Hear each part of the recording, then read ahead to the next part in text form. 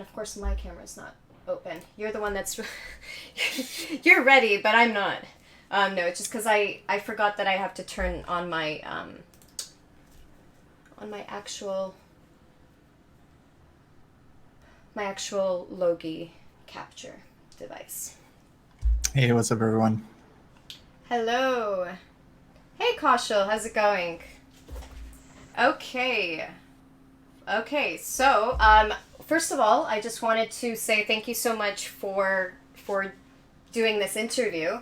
I will learn a lot of new things about you and just all of us, and maybe we could even learn some cool chess techniques that you can recommend.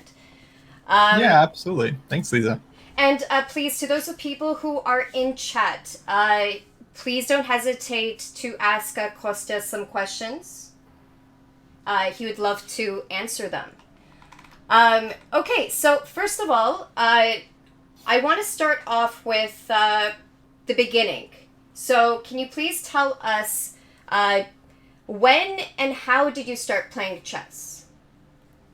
Sure. Yeah. So I learned from my grandpa, like many Russian, Ukrainian kids did. I think I was 4.5 years old. I probably played like after school with him, but I was always like hang out. And actually, yeah, I remember chess very vividly because I think one of our first games together, maybe the first, maybe the second, I remember like trying really hard and losing. And then I was so upset, I started crying. And I remember that I was crying so hard that like my nose started to bleed. So it was like a whole fiasco. And I don't think I was like really that mad. I think I was just like a crybaby. But that memory always kind of stood out for me. So I learned how to play from him. And my dad also played chess like back in Ukraine. And I think he said he reached about like, let's say 1800 level. So he was definitely like a decent club player. And yeah. In Ukraine and Russia, I believe it was called Первый разряд. It's like the one that is the level that is right below master strength. Oh, okay. Yeah, like you're probably right. I have no idea. Okay. It's just like I know that Ukraine, they try to encourage people, like even non-titled players, they get like certain rankings, which is kind of cool, so that you keep continuing playing chess, even if you're taking a while to get to master level.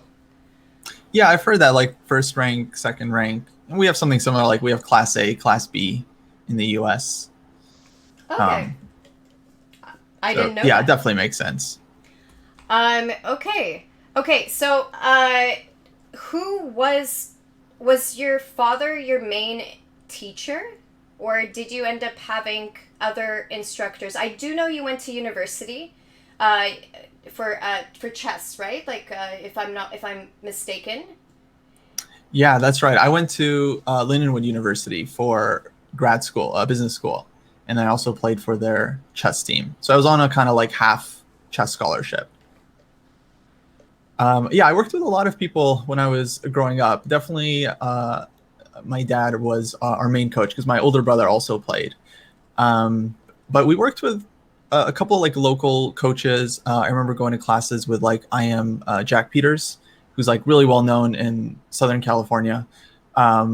Jay Stallings, who people might know, also like really well known like scholastics coach in SoCal.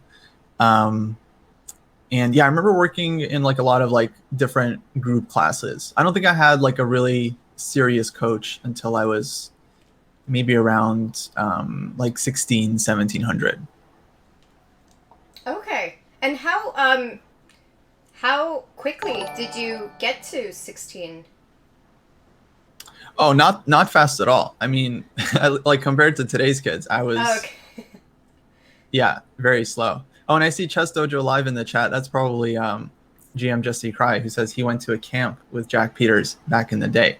Yeah, Jack Peters is a guy who played with people like Fischer, Petrosian. I mean, he's been like a serious player in the U.S. for many, many years.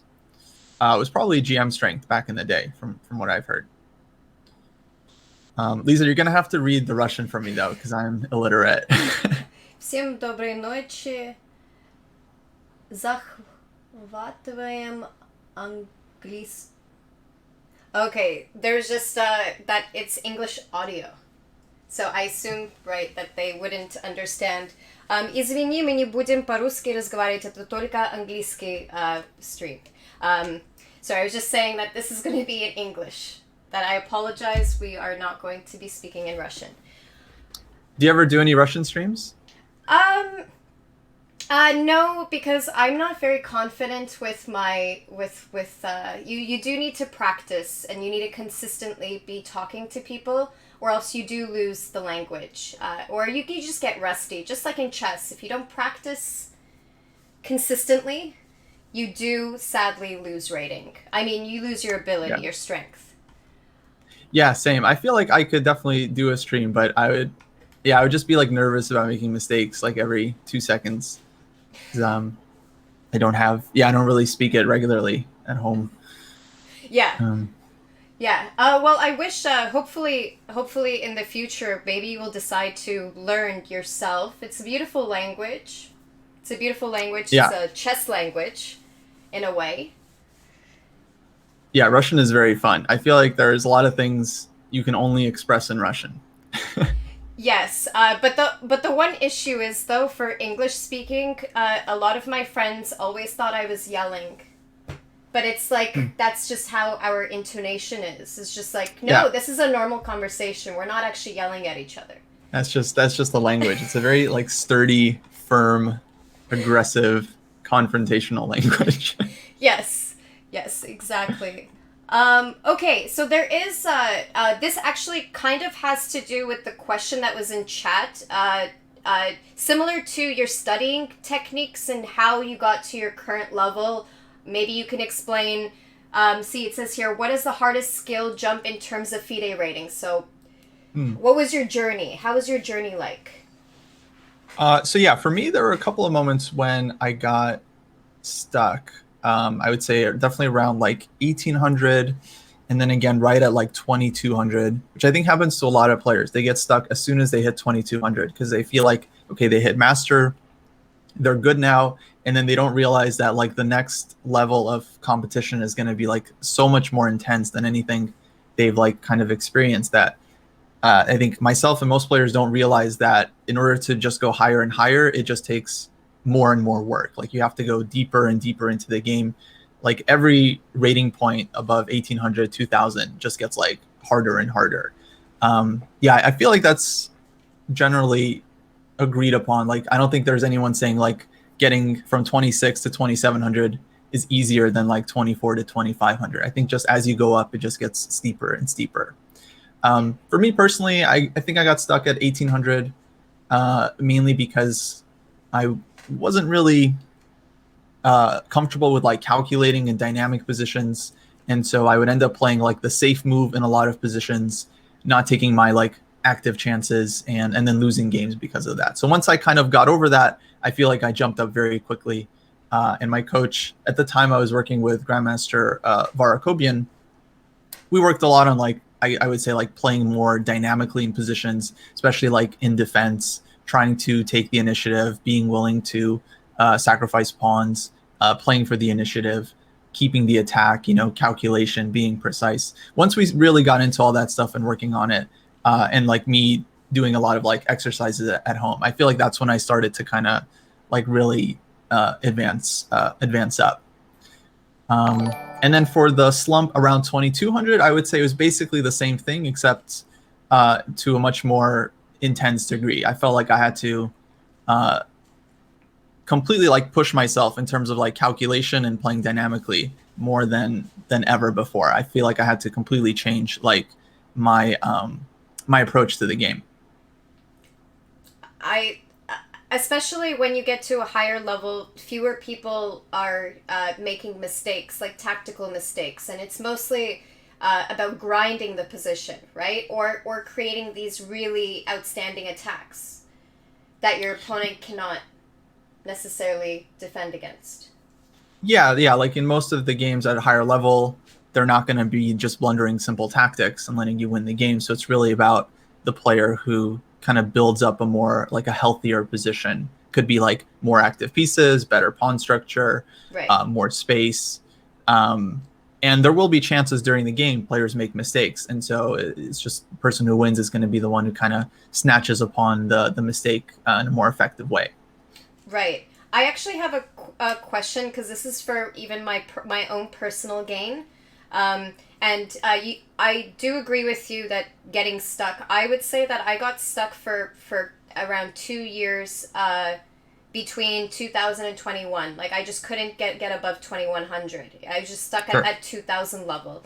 But what I'm saying is that my problem is that I'm too much of a passive player and I'm too materialistic. How can you stop thinking materialistically? Because, like, I won't go for an attack, even though some of my friends who are higher ranked, they're like, oh, you should have just totally sacrificed this pawn, and, like, you have this great attack. But if I don't see the ending result, I won't go for it. I'm too scared. Well, I remember a video I watched way back in the day by Jesse Cry. I don't know if he's still watching, for chesslecture.com. I don't know if you ever saw that site, but they had a ton of like good videos. And I think he did a video, maybe it was someone else. I could be getting it totally wrong, but they're basically making the video about this principle that a pawn is worth 3 tempi, which you've probably heard. No, I actually haven't. Okay, I learned something new today. Well, okay. You're one of today's, new people. That was Jesse. Oh, awesome. I'm remembering right. So that's kind of like a simple rule of thumb a lot of players use. So if your opponent spends 3 tempi to capture a pawn, for example, queen b6, queen takes b2, and then another tempo to bring the queen back into the game, that's like 3 moves, and they grab 1 pawn, then dynamically that's usually going to even out. Like, you're going to get some initiative for that, because you're trading the material for time, for development. You're not always going to know 100% if it's going to work out, but the idea is you believe in your position, you believe in the evaluation, that once you get there 3 moves down the line, you'll be able to find something. If it turns out you get to that position and you're down a pawn and you literally have no ideas, no active plans, clearly you misevaluated something bad, but that's fine. You get better at evaluating these positions over time, and you get to better calibrate. Like, okay, I didn't get enough compensation that time. Next time you see another example where it's clear to you, like, okay, I have to have something here, and then you get there, and then it turns out like it's winning. I would say, honestly, for most players, you analyze your games and you have some sack that you didn't go for. I think in most cases, like, you analyze it with the engine, and it'll show you all kinds of possibilities you didn't even consider. Yeah. I remember seeing games like, I had a bishop takes h6 sacrifice. I wasn't sure. I got scared. I didn't do it. And then I looked at the engine, and it's like, here are 4 different ways you could win the game afterwards. And then looking at the different lines, I realized, well, even if I had just played it, not seeing any of the variations, once I reached that position, I would have found one of these 4 lines. Right. And so if I just kind of believed that, like, okay, it should be winning, I would have won the game. So I think the solution for this is you have to just look at examples of material imbalances. Actually, the game I would say is my favorite game is a nice example of this one. So maybe it'll be good for you and others in the chat. But once you just see some examples, your brain kind of develops a feeling, like an evaluation for these types of positions. Thank you. That actually helped. That helps a lot. But would you recommend to just practice a lot of games online to have like this confidence in a lot of attacking situations? Because like from me, I basically never played online, but almost all of my tournaments were serious tournaments. But right. But nowadays, obviously, there's a lot more resources to practice. Yeah, I would say 2 things. Number one, from now on in your games, if you see an active opportunity and it looks interesting, just go for it. Even if you're wrong, like, who cares? It's an online game. I would say do the same in your tournament games too. Like, take risks, take chances. You'll often get things wrong, but then you'll kind of learn from it, and again, you'll become a better player like in the future. And number 2, I think maybe it would be worth studying a specific player. Like for me, the guy I learned from was Shirov. I read Fire on Board, which is just a great book, and he sacrificed so many pieces in that book that I didn't understand at first. But then going through the games and like reading through his variations and his analysis and how he sees the game, super instructive. Okay. So hope maybe at the end of the stream on your Twitter account, maybe you can post some books or something that you can recommend for people like later on. Yeah, absolutely. Okay, so there is a few questions in, or I guess one question in the chat. Or no, actually, it says here, sir, how many hours in a day you usually played in your, I assume like beginner to IM. So how many hours did you study to get where you Uh, are? You mean, do you think they mean like total or like an average daily type thing? I guess daily. Probably daily is more practical. Yeah. Yeah.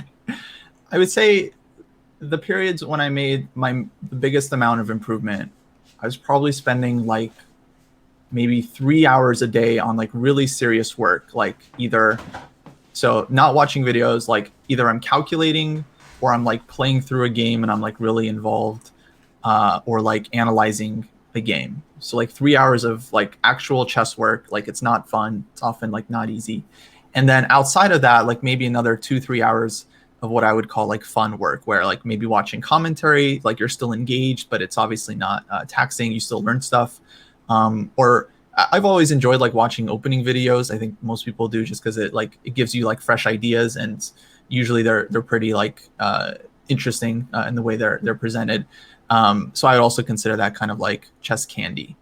Um, so maybe total it was like 5, 6 hours a day, but it was kind of split up like half serious over the board solving studies, difficult positions, and then half like yeah, just enjoying the game and like focusing on whatever is.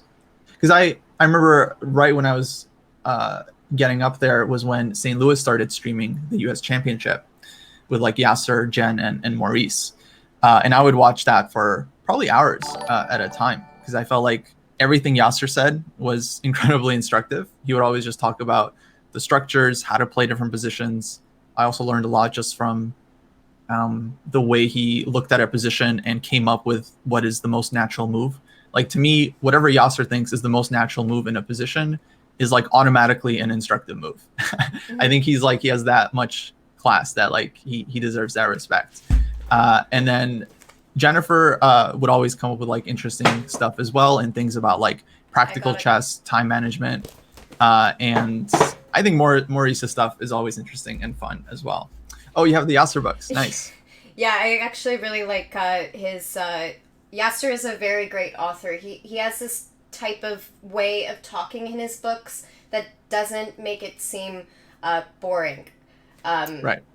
So that is great. Do chess engines hinder or help the development of lower rated players, say under 1800? I'm gonna go ahead and just say hinder, 100%. Engines are like really powerful, but if the idea is to get better at chess yourself, then it's like you're the one that has to be doing the work. So seeing a position with an engine and seeing what the engine is saying about the position is like it doesn't really help you. You're never going to have like that same position again. It's only like doing the analysis with the engine. It like shows you ideas that you didn't consider, that it becomes useful. But for most players, the way they do it now is they just kind of use the engine as some kind of like scorebook. Like, oh, here I was winning, here I was losing. Like that's not helpful later on. What's helpful is like, was your idea good? Was it not good? And then why? It's like you have to learn from the game, and if you want to come up with new ideas in future games, you have to discover new ideas. And that's what the engine is helpful for, but only if you're like actually going in and doing that work. So I think for most players, books are just a better answer. Videos, courses, like those are just going to be a lot more instructive than just reading engine lines. Another thing is that, but maybe you think that this is incorrect or not, but whenever I played in a weekend tournament, my dad said that I have to spend an hour at minimum, or like, if I run out of ideas and I'm analyzing my own game, but you have to do it by yourself first, because you try to figure out what you did wrong by yourself, and then after that, when you feel like you've kind of analyzed the position, then you go to a computer engine. So Yeah. that's those were the two phases. It's like 1 hour I would try to do it by myself, and then I would go into computer analysis after. Right. I think that's a great formula because that's like where the actual growth happens. Is you first trying it yourself, doing your best, whatever that is, and then using the engine to kind of like give you a little bit more information that you can use for next time. Because you're not going to become like a super strong player overnight, but it's like a consistent pattern of just like learning a couple of new ideas like every time you play a game. And over time, you build up like a repertoire of like themes and strategies that you can kind of use. Yeah, and I think you also feel a lot better when you figure something out by yourself than you look at the computer and it's like the computer really likes that idea Oh, and yeah. it's just it's nice rather than the computer just giving you the answer. 100%. Yeah. And also, I mean, most people out there, I think, are using the engines on like chess.com and Lichess, which are like pretty weak in most positions. And a lot of times they're just going to spit out nonsense. And most players are not going to be able to tell like what's the difference between an actual solution that the engine is giving you and some random line that is not going to happen and is not even correct. It's just the engine not calculating far enough to see that it's a bad idea to put the knight on h8. Like the engine is not necessarily like a smart chess player. It just calculates until it sees that, okay, in this position, I'm going to have more material. And then it understands that. Alpha Zero, okay, completely different story. Leela Zero, these are just geniuses that are going to rule chess. But like normal engines like Stockfish, yeah, not super instructive in what they spit out. So chess.com actually posted this graph about how the computer engines have changed with time, and I'm very surprised what happened with Rybka. Because Rybka, if you look at the graph, I'm sorry if you haven't seen it, it's just basically showing from like early 1900s up until now what the computer engines were like. And Rybka all of a sudden kind of came out of nowhere, and for 5 years they were ruling. And then they just let all of the engines surpass them. Like, basically, whoever created Rybka decided to not make it better, which is really weird. I think Rybka got in trouble. Oh, I don't remember exactly, okay. but one of the big engines out there got in trouble with like, like copying code or some kind of coding issue. That might have been the one. I'll try to Google it. I don't want to give out like wrong information, but it was super interesting seeing like all of the big engines. It's almost like when like a new player enters the circuit. Lauren is saying in the chat, Rybka was a fruit derivative, stolen code. Okay. So see, I actually did not know that. I was wondering why Rybka all of a sudden kind of stopped, because I remember my dad forcing two computer engines to play against each other when like learning openings. And you would always put Rybka and Shredder. Man, back in the day when Shredder was pretty high up. I don't know where Shredder is now. Or is it still up? I think Shredder made a comeback. I remember, I think in that chart I saw like Shredder's still up there. It's so funny. I remember like all those engines like Junior and Hierarchs. I never really understood what the differences were. Rybka was the first engine I kind of like remember, because I remember like VAR was like kind of excited, or he was like, wow, this Rybka thing is really strong. And then I don't know what it was about it, but like Houdini then came onto the scene, and then Houdini dominated for like 2-3 years. And I remember like analyzing all these French positions with Houdini, and it would always say that like black is winning. It seems like white has like a crushing like kingside attack, and Houdini's just playing c4 and like black is better. It was very strange. And lately, okay, we have like Alpha Zero, which also really like, I mean, basically is changing the way we think about chess right now. Right. Yeah, it's weird, like, but like all of these top players are using ideas that if you just run them through Stockfish like doesn't like them. They're clearly generating new ideas from Leela Zero, which is really cool. How do you feel about the cost? Oh, interesting. This person is from Toronto, so I might even know them. So CFC rated tournaments are $60 to $120 for 5-round weekend tournaments. How is it in the US?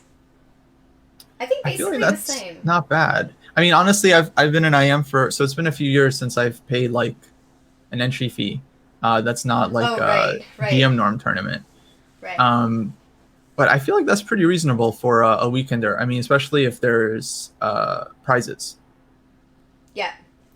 Also, so one thing that I wish was a little bit different, and like even I wish I was able to, or I don't know if you have the same had the same issue, but going to international tournaments are so expensive. It's like even if I wanted to go from Toronto to New York City to play a weekend tournament, that's like transportation costs, 5 days or 3 days hotel, and hotel in, let's say, New York is pretty expensive, $100 or $200 a night. So like these things kind of add up.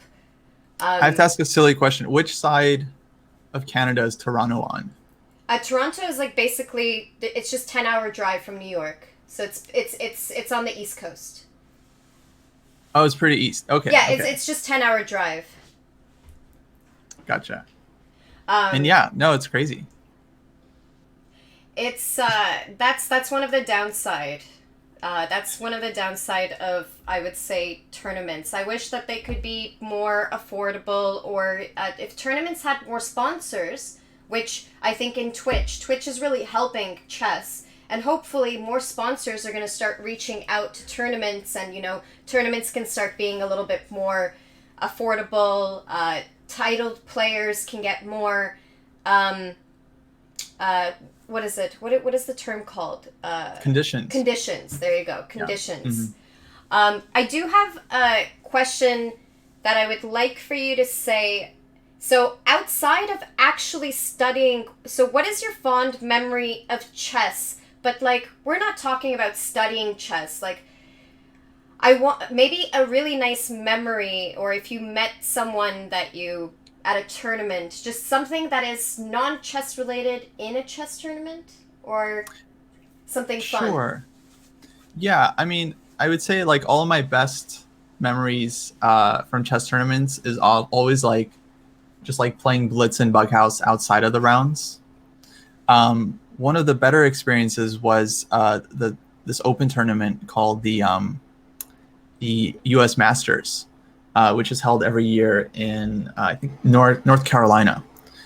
And that tournament is often like really strong. They get a bunch of GMs in the open section. They like run an open, and they do this like very simple thing where it all takes place in a hotel, and then they just have this like one Skittles room that I'm pretty sure they just leave it open all night.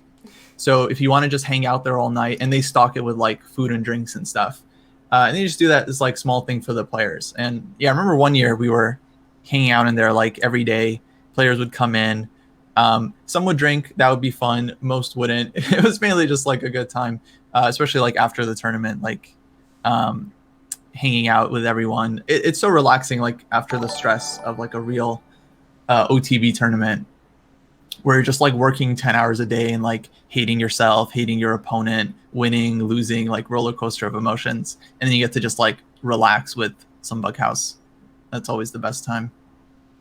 Do you think Bughouse has improved your play, or because one of the well, my dad also followed more of the Soviet Union way of how they kind of went along with chess, and it was basically like you just have to do chess, and like the other variants can harm your play. And for my dad, it was just chess was the main focus, and I couldn't really do anything else. Yeah, I would definitely say that Bughouse uh, is not good for your chess overall. Like if you spend all your time playing Bughouse, you'll get really good at Bughouse, but a lot of that is not going to translate to a one-on-one game. Um, However, it's important to like have fun. It's such like an obvious point. So like I think after the tournament is over, a lot of parents will let their kids, kind of go crazy and like play a bunch of Bughouse. I think that's great. Like let them have fun with the game, because then they're just going to want to like study and play more in the future. So overall, I think that part is really good and important. I think without Bughouse and like other variations, chess would not be doing as well.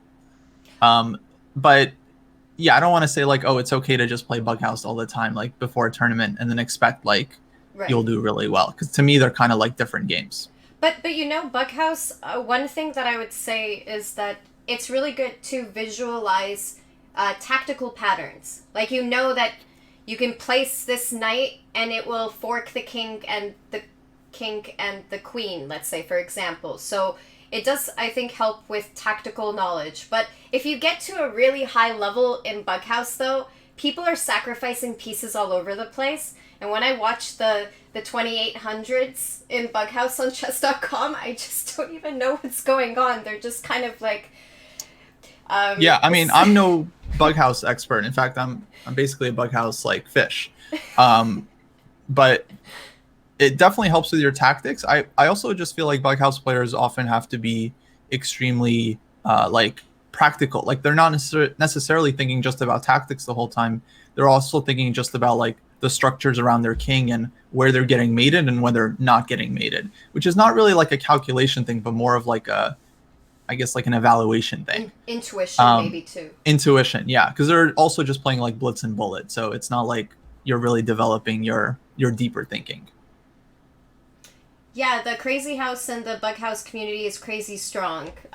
Yes, definitely, because the same thing as Kostya said, that a lot of these chess tournaments, they'd have the Skittles room and all the kids would go and play, and it was awesome. And I still remember it. I just was never really good at it. I would always play when my dad was not around. Shh. Shh. Not good. Right. Not good. But okay, so a question of mine is: has chess helped you become the person you are today? Yeah, I mean, it's like Korchnoi said, chess is my life. It's like it's kind of that. It's just I don't know if it's like all I think about. There are obviously many things outside of chess that are much more important, let's say. But right. I've been like a chess player my whole life, and I spent a lot of time traveling and going to tournaments. A lot of my close friends are specifically chess players, and the chess community, like we have this like shared experience of going to tournaments, especially people who played as like kids and in like high level scholastic competitions. Especially, I feel like everyone that's been through that knows the stress of those tournaments and what they're like. So we have this like shared experience within like this chess community that I think is really cool. And that's like, I think that's why you see players who, even though they've moved on to like normal jobs and normal careers, sometimes like they still play one tournament a year, or like one tournament every other year, because they're always like itching to like go back to that experience of playing tournaments. So it's very much something that like sticks with you. You'll also see a lot of people talking about like the chess bug. Like once you're into it, it's very hard to like not think about chess ever again. I definitely agree. I mean, I haven't really gotten back into competitive chess just because of responsibilities, school, work.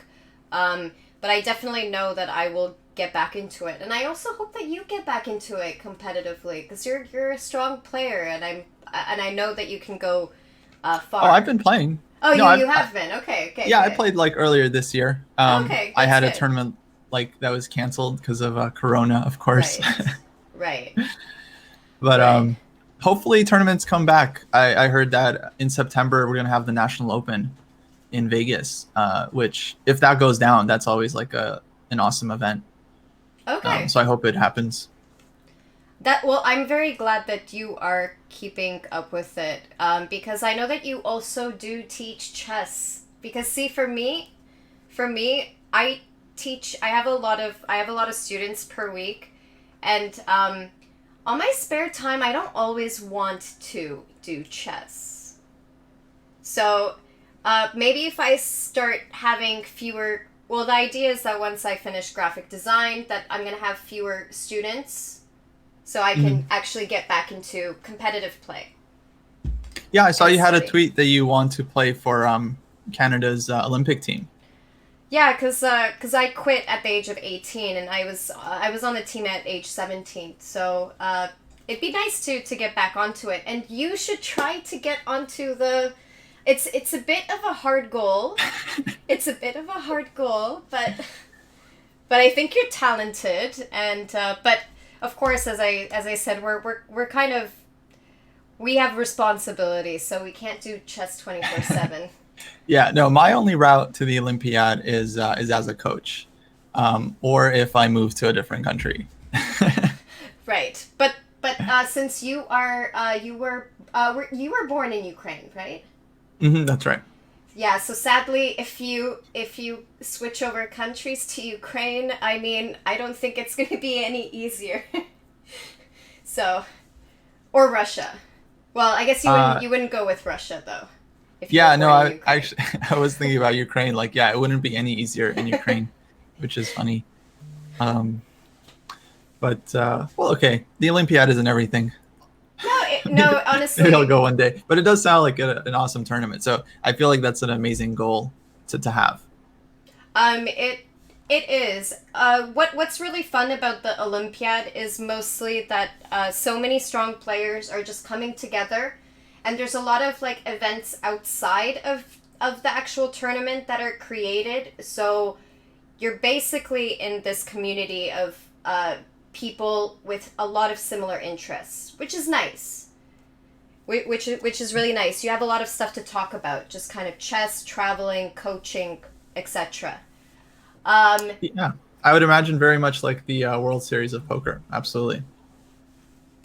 Ask him the hard questions. Well, Chess Dojo Live, why don't you ask a question? Let's get some. Let's get some. Me and Kostya are moving to Jamaica.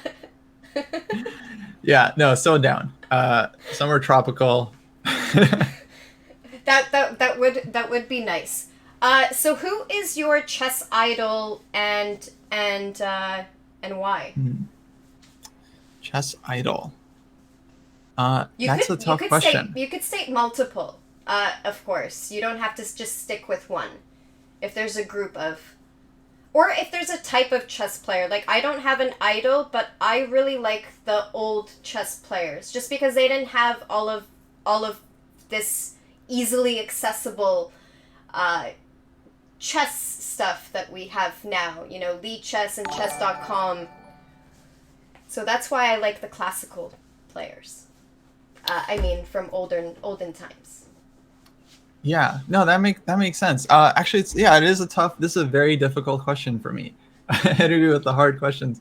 I feel like I have a lot of idols in terms of the way they played. Like for me, there's a couple players who their games were really influential for me, and I would single out Fischer, Botvinnik, and a few other guys, maybe Kramnik and Shirov, because I went through their books and like learned from their games. In terms of how a player kind of like conducted themselves, some of those guys aren't great. Some of them better than others. Fischer probably the worst. So in terms of how a player conducts themselves, from what I've heard, Spassky seemed like a very cool guy. Like he was kind of chill. I don't know. I could be way wrong about this, but to me, it seemed like he was a reasonable chess player. He didn't try to like lie or manipulate anyone. At least I'd never heard a story of him being like deceitful.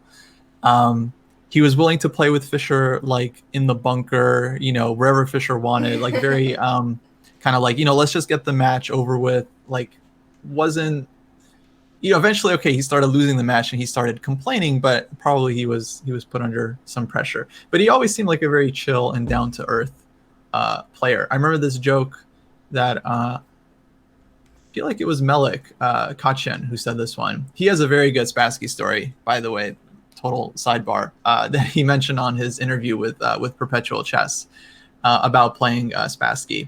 But I feel like he told us this joke where it's like, if you want to offer Spassky a draw, just show up to the table with a tennis racket. Okay. That's I've never heard that one before. I don't know. I always thought it was genius. By the way, so my mom is far from a chess player, and she only knows how the pieces move. But so, and this even before she got with my dad, because, she definitely didn't know much about chess prior to that. She said that in Ukraine and Russia, in the Soviet Union, Spassky was known to be the gentleman of chess. It was actually known, like non-chess players would know that this world champion is just very well-mannered.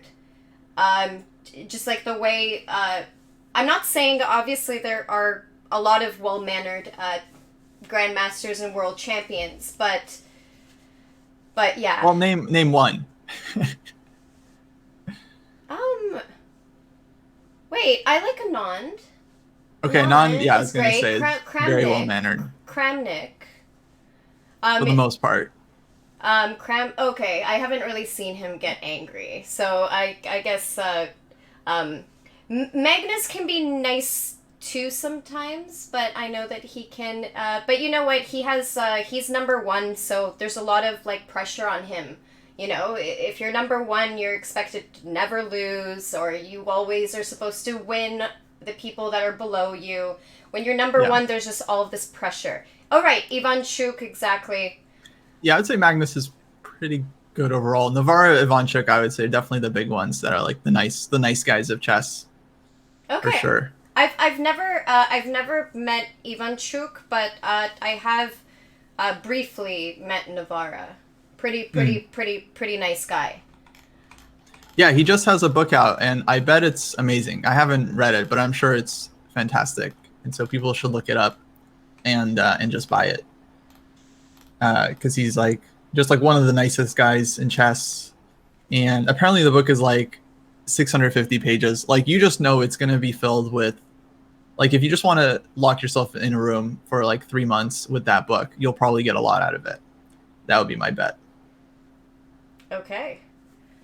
How about Caruana? Yeah, very mild-mannered, very nice guy. Yeah, he's very nice. I was totally rooting for him when he was the challenger. Actually, this is a really good question to ask. What is your opinion about deciding the world championship match using speed chess?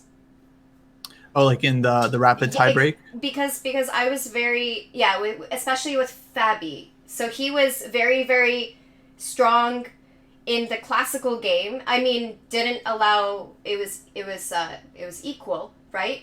And then after going into speed chess, Magnus had the benefits.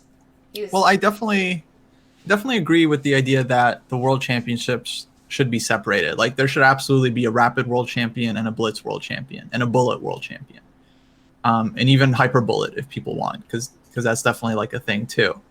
But I personally didn't mind. I mean, I think it's like the match has to end at some point, and in tennis, tie breaks, they're not structured the same way as like a regular tennis game is, where it's like just one player serving the whole time. They go like back and forth.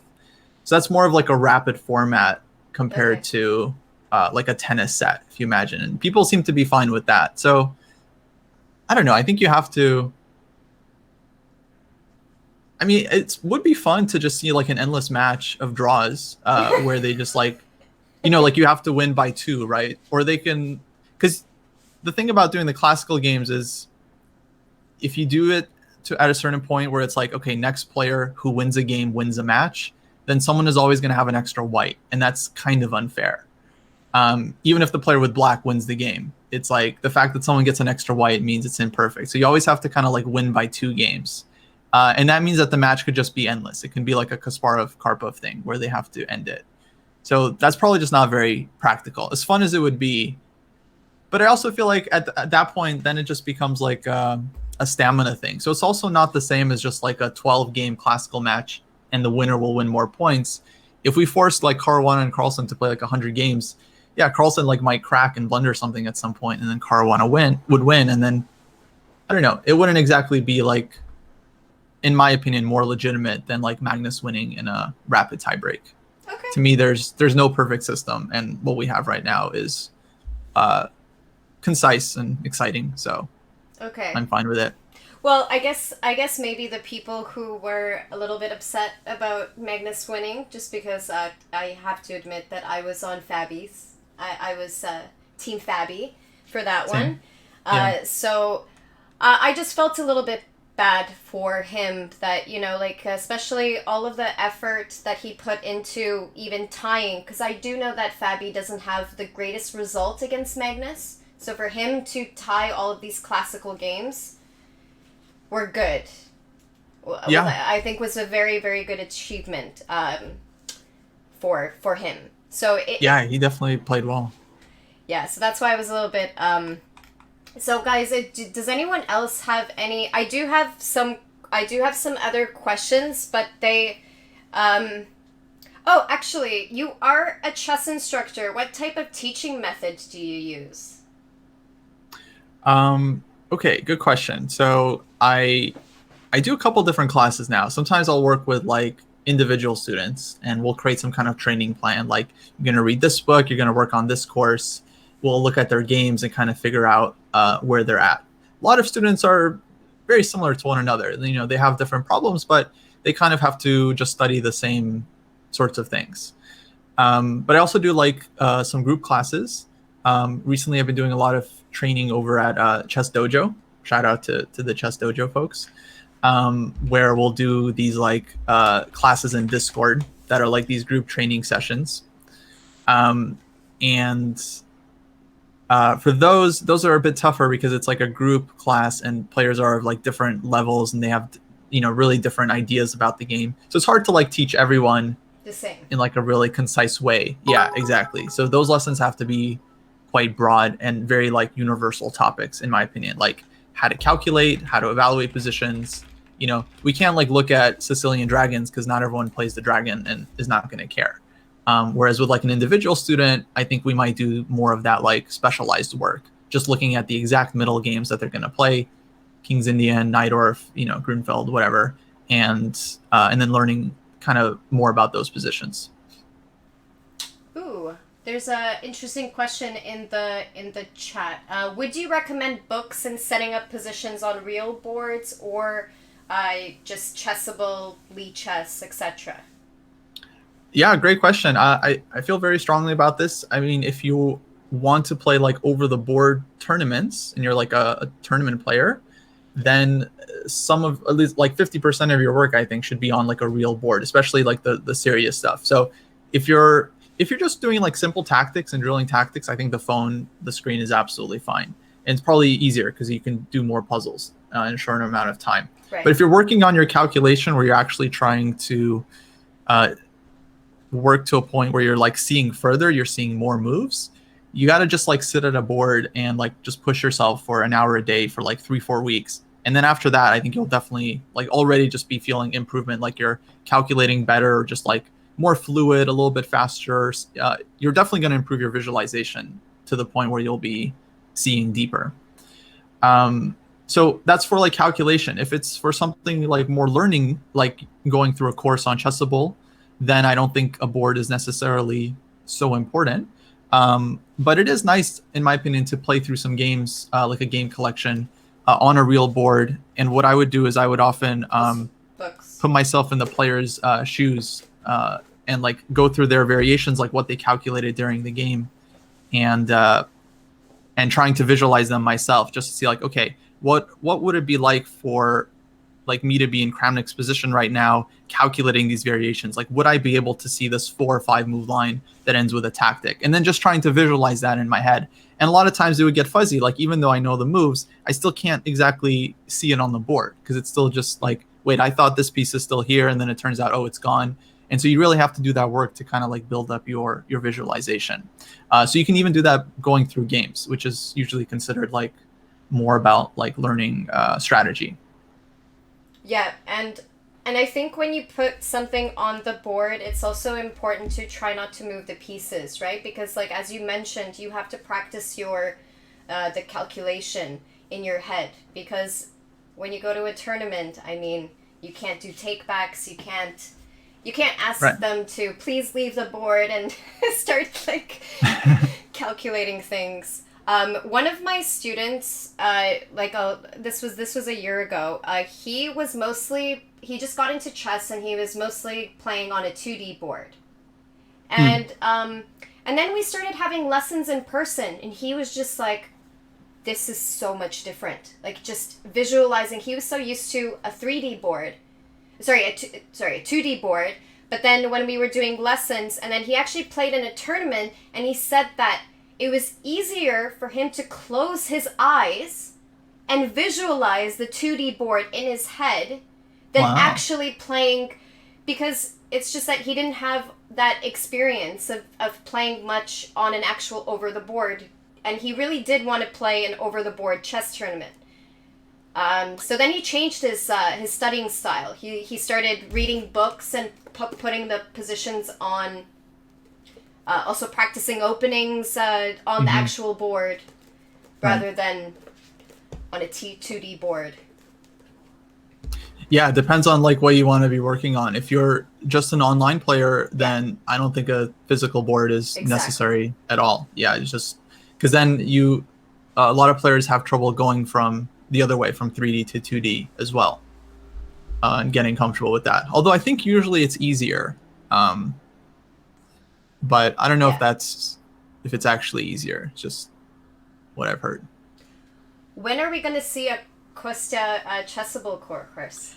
I've been working on a Chessable course, or one of several, for like 2 years. Okay. There is one that I think will be released like this year. That was the plan, to release it like definitely in the first half. But then Corona hit, everything got crazy, and we started like streaming more. But I am working on a course on model E4 games. So playing like 1E4 as white, and all of the like strategies and tactics and plans that you kind of need to know with that. So it's going to be like a very like fundamental course for kind of like beginner intermediate players, I would say. Okay. Well, please let us know on your social media when that comes out, because we it's going to be months. Okay, well, I mean, we're of course not going to forget about you. So if you post about it, then I would even love to get to know that, because I'm not an E4 player. So and I do actually want to play something a little bit more aggressive than 1B3. So right. Okay. Well, I'm making the course basically for players like me who were around 1800. I was playing E4, but I didn't really know anything, and I was always just getting like tricked in the opening, like in a Sicilian or French that I like didn't know, and so I switched to D4 because that was just like easier. But I wish that I had just like studied E4 like for real. And so I'm making this course for all the players that feel like E4 is like too complicated and that they just want to play like a safe position. I just want to be like, well, if you want to learn it, it's like, it's all here. This is what you need to know. Okay. That is great. Kostya, do you still visit your local chess club? Yeah. I was doing a weekly class at Bay Area Chess, that they have like a physical location, like a real chess club. And they of course do a lot of after school teaching and stuff. But yeah, I usually do that on Saturdays. Now that's of course moved to Zoom, but yeah, during normal times, I still get that the brick and mortar feeling, which is awesome. I love reading about like all the old like Soviet schools of chess, like the training sessions and stuff. It's always fun hearing about that. So this is going to be my last question, but the chat, obviously you guys can ask maybe a few questions before Kostya shows one of his favorite games. Sure. So this was it's not exactly the same question that I asked for before, but so chess teaches a lot of life skills. So my question is, being a strong chess player, did it help you with your work ethic, with your university studies? Because you were introduced to chess and the chess training at a young age? That's a good question. I think so. I don't know if this is like confirmed, but people are always trying to like study chess and see if it helps with academic performance and stuff.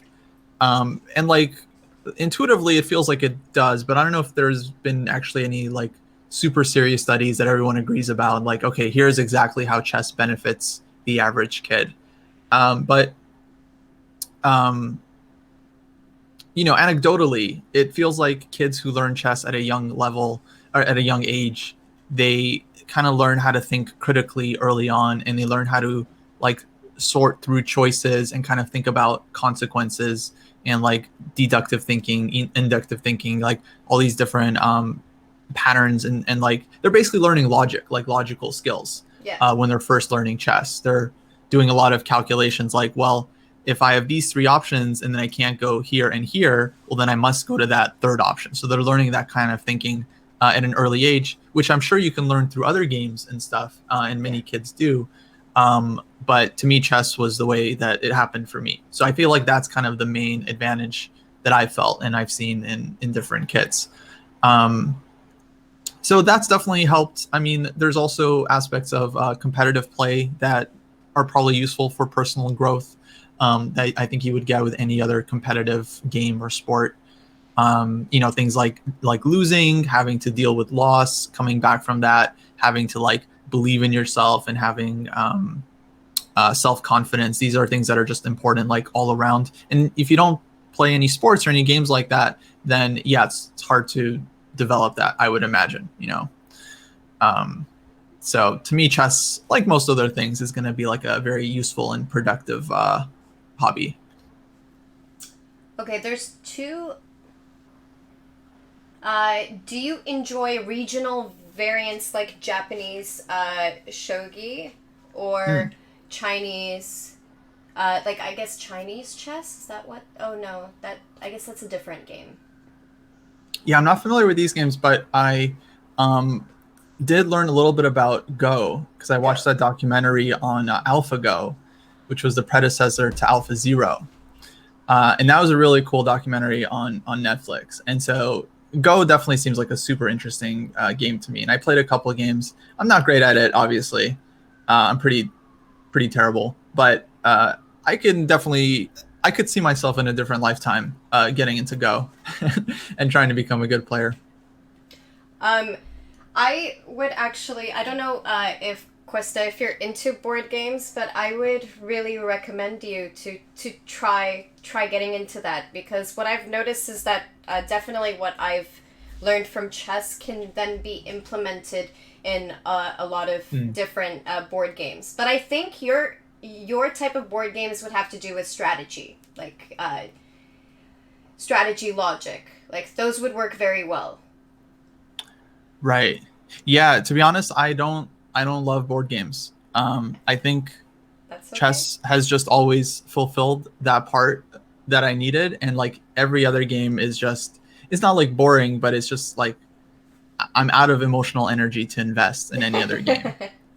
Right. So I'll play board games. I have fun, but like it's very difficult for me to take another board game seriously. I definitely agree with that. I just like the social aspect. I like to host board games parties that don't always have chess involved, so that people have a variety of things to play. Yeah, they're very fun, of course. I love Codenames is a blast. Oh yes, Codenames. I also really like Pandemic. That one is and I played it right before it happened. Kind of bad timing that I also got it right before Corona. That's funny. You always lose in that game, right? At a certain point. So here's the thing: we've played the easier version because we've only played once. So we'll check out the harder version. But gotcha. But the one that has like a little bit easier rules, we were actually able to stop the pandemic. But I assume that once we play it in expert mode, it's going to be different. So Kostya, what are your top book recommendations for each? Tactics, opening, strategy, and endgames. Oh boy. I feel like I should just plug our Patreon page. So I used to have a Patreon until very recently. I just now converted it to like a Chess Dojo Patreon. But on there, I have like a public page that has all of my book recommendations for like every topic I could think of and like different levels as well. Oh. So I can definitely give my favorites, but if you want, I can put that link in the chat, and please. that would make it easier for everyone. Please do. Yeah, let me just make a quick Google search. My favorite book for beginners, though, is the Soviet Chess Primer. I feel like this one is so well written. Oh, Marks, I definitely know Snakes and Lattes. Snakes and Lattes is like a cafe with board games, and there's a lot more of those now. They're starting to become super popular. Like, why go on a date when you can play a board game and be on a date? So you don't have to worry about losing, like, the interaction. Like, if you lose things to talk about, you got a game in front of you. I'm just trolling, but I do really enjoy different types of board games. Yeah, I've always liked bars that have board games available. I think those are always the best. Yeah. There should be more of those, hopefully. Best chess book for beginners. Oh, this is Jesse's recommendation. Oh, nice. I have I have your book, Liza, and I have gone through it, and I would recommend it. Ooh, thank you. There are. I'm really upset. I'm not going to be going with the publisher. They hired 3 non-chess player editors, and they actually changed my wording, and there's a bunch of mistakes in the book, which I have actually sent them all of the errors that they need to. Oh, that's a bummer. Change, but it's okay. If you notice, actually, even Yasser, it says fully revised and updated. So nice. turns out that he's probably had different versions of this book as well. I think I did have actually the previous version of this book, but one of my students, when they stop having lessons with me, some of my students don't give me my books back. And then I don't want to bother them. Yeah, I have a few books out right now that I don't think I'll ever see again. Well, it happens. Okay, so if anyone else has any questions, otherwise I think, Kostya, you'd like to show us a game of yours, and I will go into chess.com. Oh, awesome. Let's do it. Okay. If I remember, I have to go into live chess, right? So that you can give me access to the study? Or yeah, I'll make an analysis board. Okay. And I shall. Guys, I'm really excited, actually. Oh, what book would you recommend for newer players to improve how they visualize tactics? Oh, is there books on patterns? I'm sure there are, but lately I saw there is these courses on Chessable that are called like Visualize that I think are really cool, where the idea is they give you a position and they give you a couple of moves to visualize. And then once you see those 2 moves, like in your head, you're asked to like then find a tactic from that position. So I think that could be really helpful for building like visualization. And it's like step by step. So they start you off like real slow, like maybe visualizing like 1 move for yourself, 1 move for your opponent, and then you have to find a tactic there.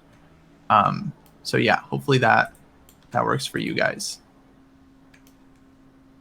Guys, don't worry. I'm going to take off Lichess for my... Since there is some rivalry.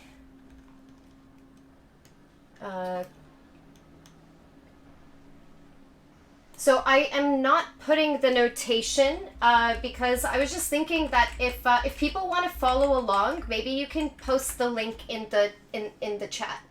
Oh yeah, like absolutely. The study, if they want to maybe follow the game that way. Yeah, I think the analysis board should be public, so people can. They might not be able to make moves, but at least they'll be able to. Yeah, they definitely won't be able to make moves. Yeah, no way. Not giving access. Okay, so do you want me to, if you can just send me access to it, I already have everything set up. Yeah. And I'm going to just change my title because I feel like, this is not...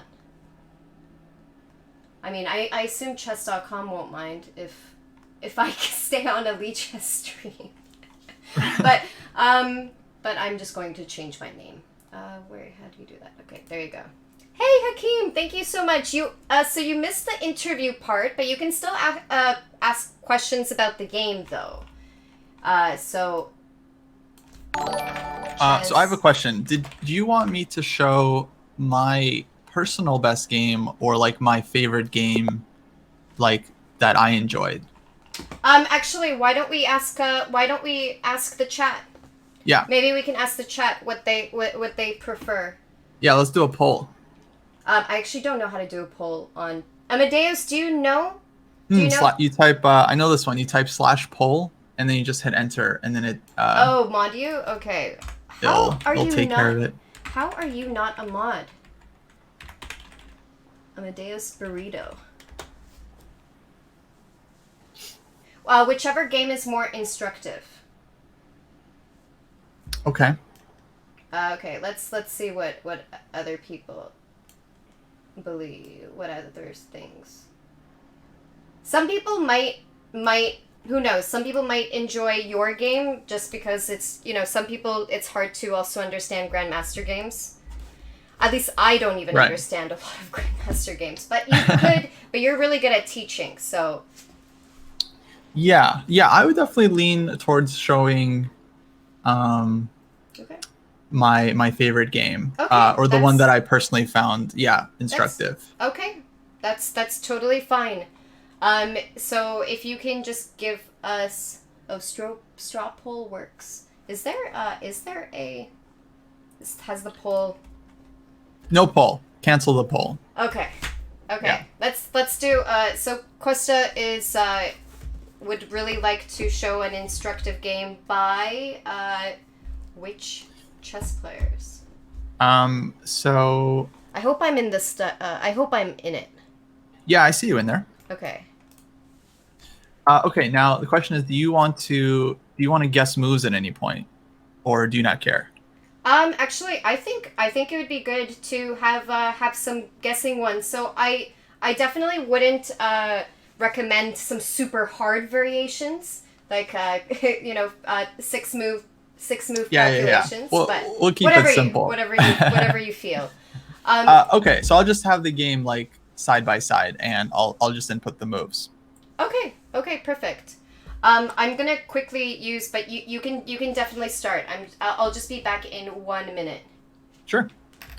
Well, guys, one of my favorite games of all time is this game between played by Shirov as Black in 1990, and I remember going through this game. I think it was in his book Fire on Board. It might have been in another book as well. And just going through it was really mind-blowing. It just like immediately became my favorite game of all time.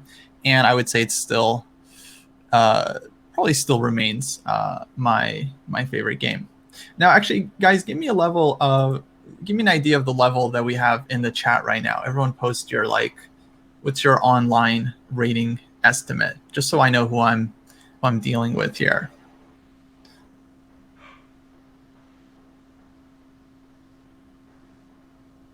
1,500 plus or minus 300. Okay.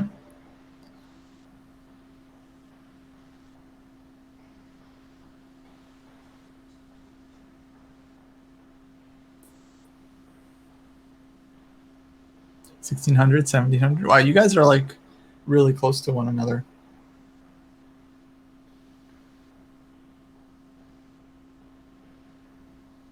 Yeah, that's like kind of what I expected. Okay, Sly Knight coming in with a big 2,000 minus 300, so 1,700. Yeah, I'm 2,600, give or take 200 points.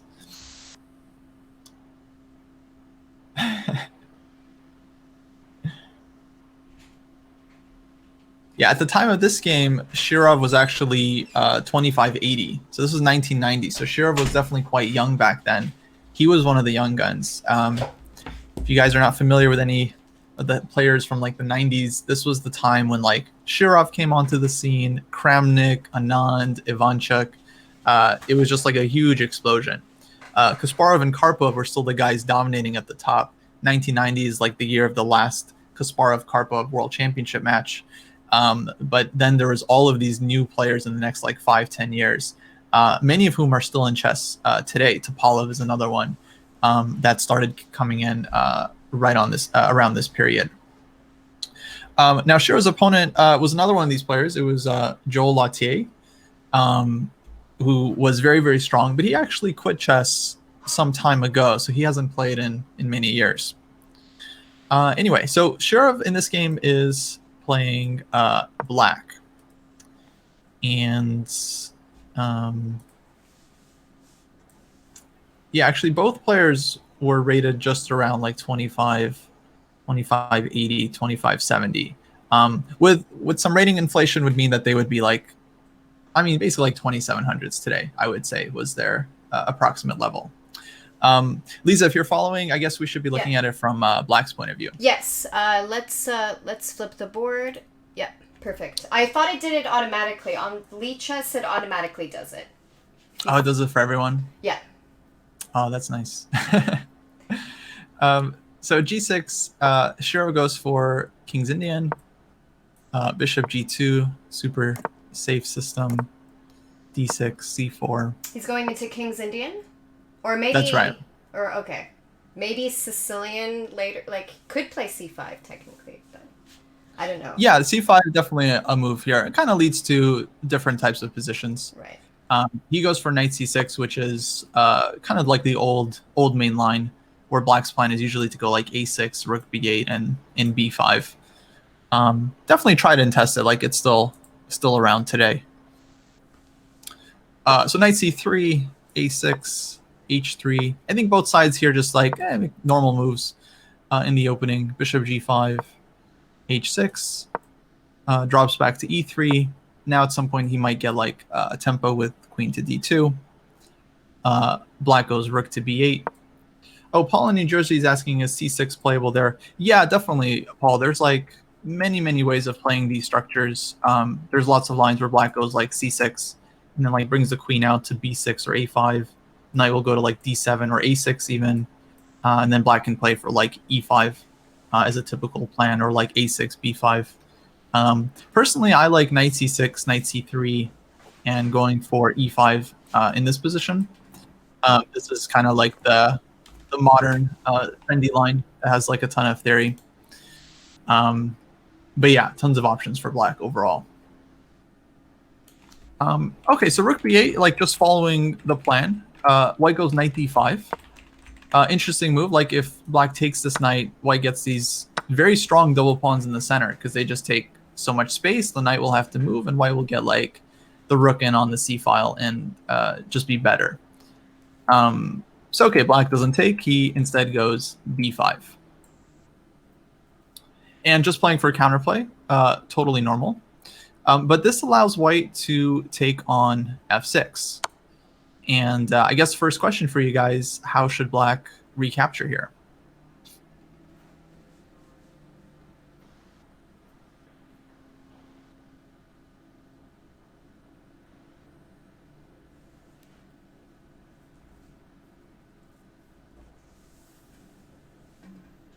Okay, seeing some pawn take.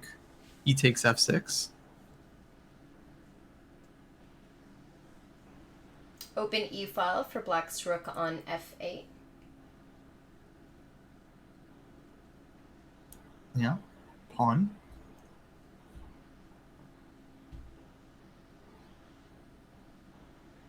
Okay, guys, very good.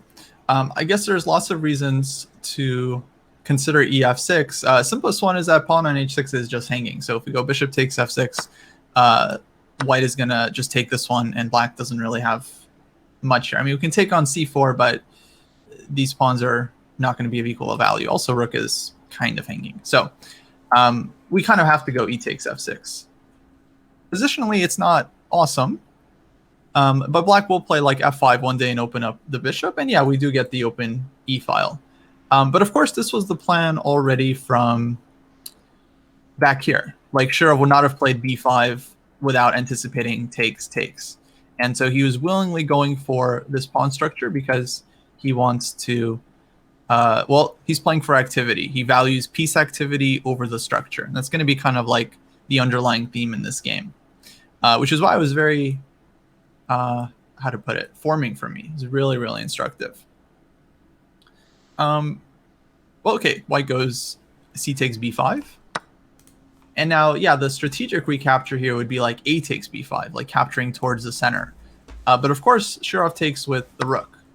So he wants the open file for the rook. To him, that's more important than the a6 pawn now being weak. Kostya, yeah. Who is playing white? Just because I was away from the stream. Oh, yeah, it's Grandmaster Joel Lautier. Okay. Okay, I actually don't know how to spell the last name. How do you spell it? L... Oh, I'll put it in the chat for everyone. Thank you. Okay, that was my assumption, but I didn't want to write the wrong one. Thank you. Okay, I was just putting it into the title. Thank you very much. Sorry for interrupting, guys. No, not at all. I'm just just opening up the game again. So, okay, white goes queen d2. And now, okay, normal move would be king h7 to defend the pawn, but black goes g5. Because it is a king's Indian, he is playing for activity. He wants to play f5 and maybe have some, like, f4 breaks. White goes d5. Knight e7. And knight d4. Okay, attacking the rook. Taking aim at, like, the c6 square. And now structurally, it feels like black is already kind of getting crushed. Like this d5 pawn is super strong. I just have what to do? I just have a quick question regarding when the knight was under attack. So why knight e7 and not, for example, knight e5 with maybe ideas of undoubling the pawns if white decides to capture, and maybe ideas with like knight c4. I don't know. It's just this would just be my intuitive move if I was playing this position. No, great question. My guess would be that black is still worried about knight d4. Okay. Like even if we go here, let's say queen somewhere, and takes. Strategically, this might be still of an issue for black. But that's my guess. I could be super wrong. Or maybe just pawn b3 and then knight d4, just so that the knight, I don't know. I like this. Absolutely. It is opening up the bishop on g7, but there is still enough time to get the rook out of the way. So. Yeah, like let's say take. Oh, well now the h3 pawn is hanging, so we're gonna have to capture with the. I did this one. I don't know if white minds this actually. We'll play like f4 soon. Quickly. Because the c pawn is always just weak long term. Yeah. You know, the rook is coming to c1. Backwards, yeah. It's kind of like a backwards pawn in a way. Can't really move forward since it will just be captured. Okay. Yeah. No, but it's a good question. I actually think the real answer is that Shirov had already had in mind his next couple moves with knight e7. Okay. And I would say that this was more of a concrete decision, which we'll see. But knight e5 to me does look like, reasonable choice for sure. Plus the pawn, I guess maybe the pawn on d5 is an isolated pawn, so maybe the idea was to kind of gang up on that one. It is isolated, it's weak, can't be defended. White is going to have to focus on defending it with their strong pieces. Right. No, I mean, after knight e7, black is just immediately, like, going after the pawn. It's just hanging. Like, white has to do something about it. Right. Well, he does. Knight d4. And now, okay, another question for the chat. What should black do here?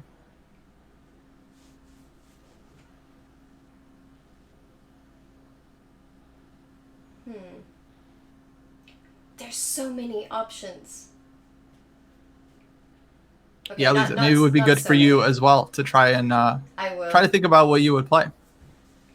No, I'm definitely counting this as a little bit of a lesson for me as well. I've never seen this game before, so definitely I'm already learning.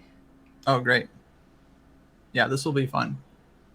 This is like when you've seen a really good movie and then someone else hasn't seen it yet, and you're like, oh man, you get to see this movie for the first time. Like, I'm very jealous of you.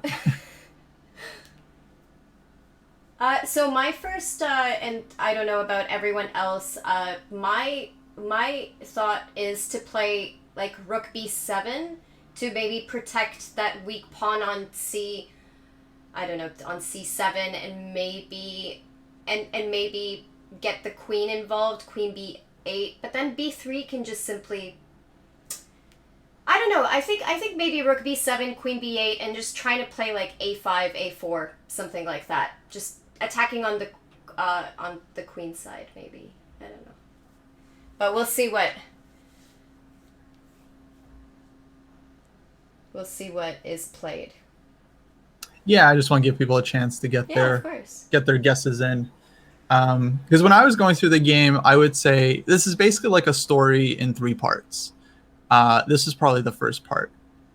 And all 3 parts, I would say, were pretty surprising for me. So yeah, my first instinct here was like Rook C5, Rook B6, maybe Rook B8, maybe Rook B7. You know, like one of these moves. But the chat is thinking that Black should sacrifice the exchange, which I think in spirit is exactly the right type of thing to be looking for here.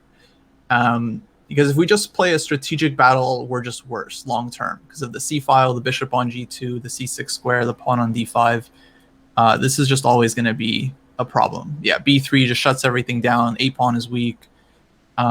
So the idea of going for all this was to give the rook, basically trade the rook for the light squares with the rook takes D5. Oh, and it weakens. It's taking away White's main. Well, maybe not main defender, but I feel uncomfortable when I lose the bishop. Yeah. Yeah, absolutely. This is White's like their most important piece in this position, especially since we still have our light square bishop, which is now going to increase in value. So the way I understand this is just like this is just an exchange. This is not like a sacrifice. We can call it a sacrifice, but what we're doing is we're giving up a rook for a slightly less valuable piece.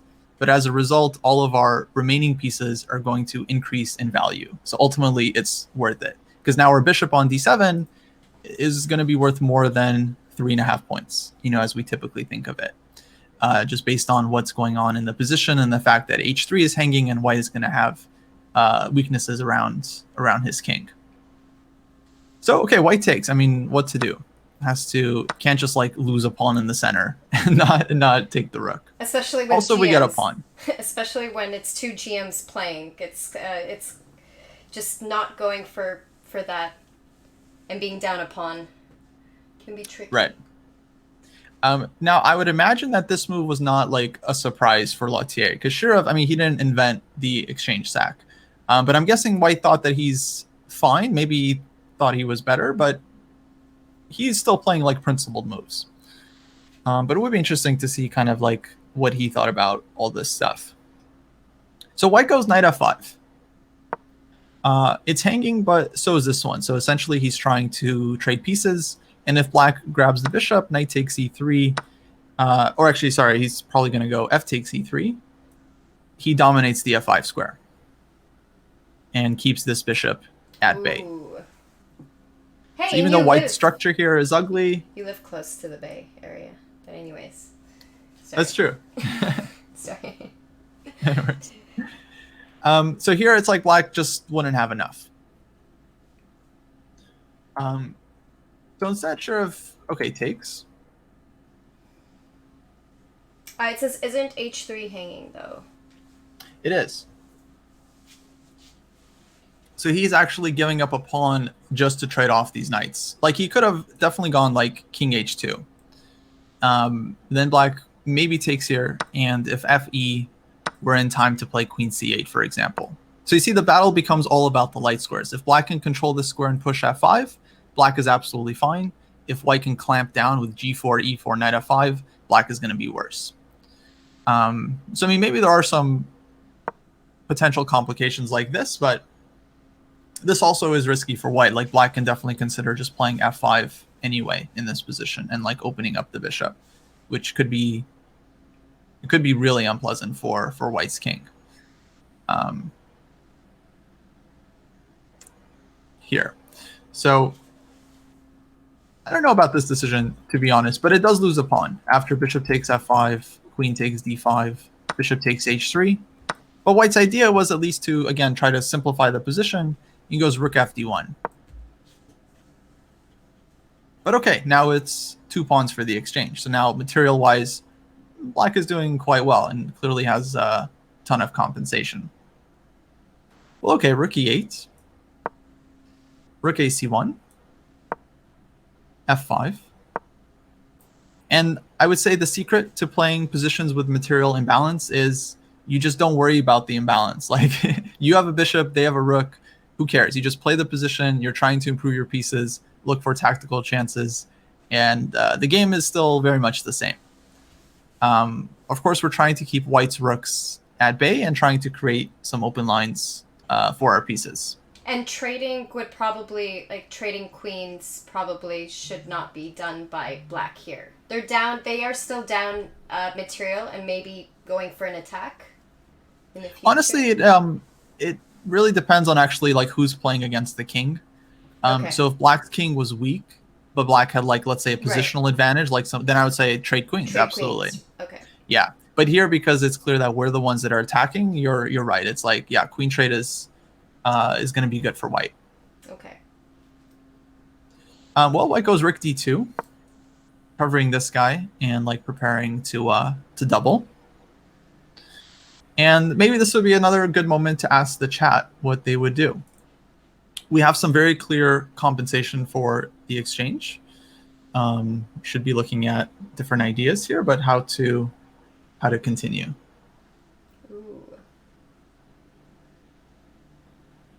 Can I just ask a question? Should black be worried about anything to do with, like, bishop d4 taking away their second? The bishop on g7 is a very, very strong piece. Mm-hmm. But I'm just wondering, is it something that we need to worry about, like bishop d4?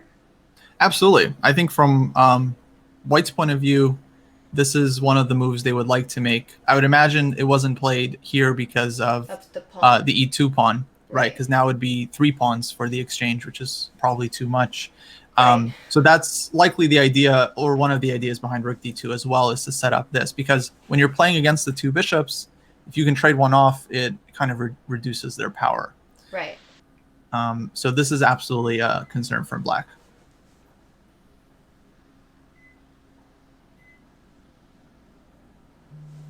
Okay, so I see suggestions for, like, rook e4, f4, or rook e5.